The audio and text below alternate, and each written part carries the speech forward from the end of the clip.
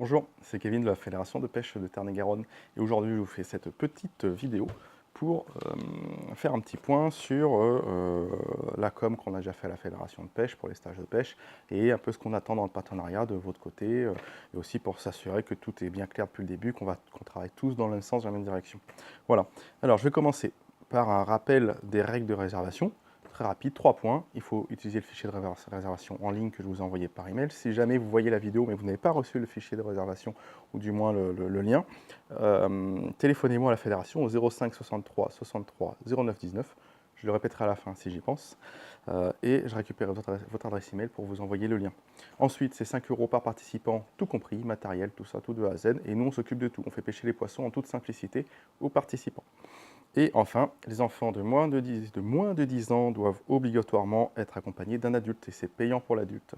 Alors, dans la réalité des faits, l'enfant va partager sa canne à pêche avec l'adulte, ils vont pêcher tous les deux ensemble avec la même canne à pêche. Si jamais il y a un des parents qui vous dit « Oh, bah attendez, je ne vais pas payer, on va être qu'un seul, enfin, on va devoir partager une canne à pêche, pourquoi est-ce qu'on devrait payer deux fois ?» Bah, c'est que déjà, il faut deux passe-pêche pour ça, un pour l'enfant, un pour le parent. Et après, d'un point de vue tarif, ça fait 10 € et c'est pas cher du tout, hein. Même 10 € pour 1 h 30 de pêche à deux. Je crois qu'à titre de comparaison, en vélo, ça doit coûter dans les 10-15 € la location à la matinée. Euh, et par exemple, comment dire, de l'escalade, ça doit être au moins entre 20-25 € par personne. Donc on n'est vraiment pas cher là-dessus. Voilà. Ça, c'était juste pour faire un petit point sur les règles de réservation. Ensuite, là, le plus intéressant, ou du moins le plus important, je vais vous parler de ce qu'on a fait en termes de communication au niveau départemental, et après, ce que j'attends, enfin ce que nous on attend de vous au niveau local pour boucler, on va dire, la chaîne. Je reviendrai un peu plus tard sur cette notion de chaîne qui est intéressante et importante. Alors, nous, la fédération, on a fait la communication départementale, la communication globale, avec un objectif de notoriété pour que la clientèle, ou du moins les prospects, soient au courant que ça existe. Ils se disent, cette année, je peux faire de la pêche dans telle commune, ou du moins il y a des stages de pêche qui existent. Pour ça, on a créé en interne les affiches et les flyers. Voilà. On a fait les événements Facebook. D'ailleurs, si vous n'avez pas vu que j'avais créé un événement Facebook pour chaque stage de pêche, allez sur sur notre page Facebook qui est Pêche Tarn-et-Garonne, et vous rechercherez dans les événements le vôtre et vous pourrez le partager sur votre page Facebook. Voilà. Et après, des événements grand public en plus. Par exemple, on était ce week-end ou un samedi à Decathlon avec un stand pour les familles, avec un petit attrape-poisson, c'est une sorte de pêche au canard pour les enfants, mais avec des poissons en plastique. Et à la fin, à chaque fois, ils avaient des informations sur les stages de pêche. Quand on a pu, on a récupéré les adresses email, mais tout le monde ne veut pas forcément le donner parce que quand ils ont les informations qui les intéressent, c'est-à-dire les dates, ils donnent beaucoup plus difficilement les adresses email. Et on va faire pareil à la fête du goût et des saveurs, le 22 juillet.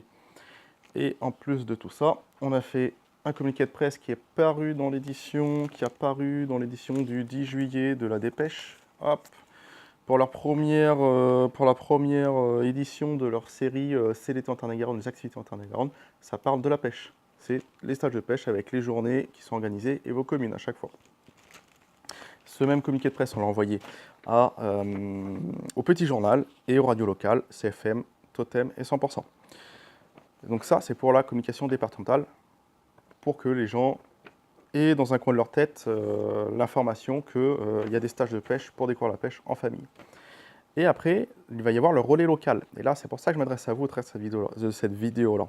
Le relais local, ou ce que j'appelle l'information locale, il est réalisé par les communes, donc les mairies, avec l'affichage sur les murs d'affichage, sur leur site internet, sur toutes les prises de parole de la mairie, les offices de tourisme et l'association de pêche locale.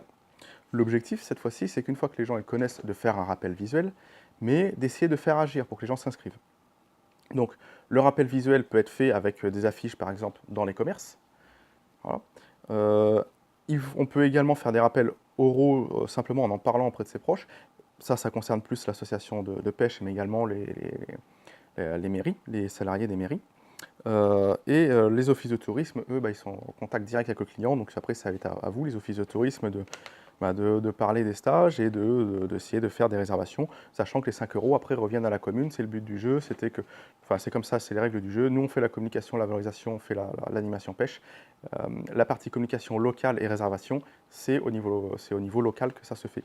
Et les 5 € reviendront, les 5 € par participant reviendront à la commune. Voilà.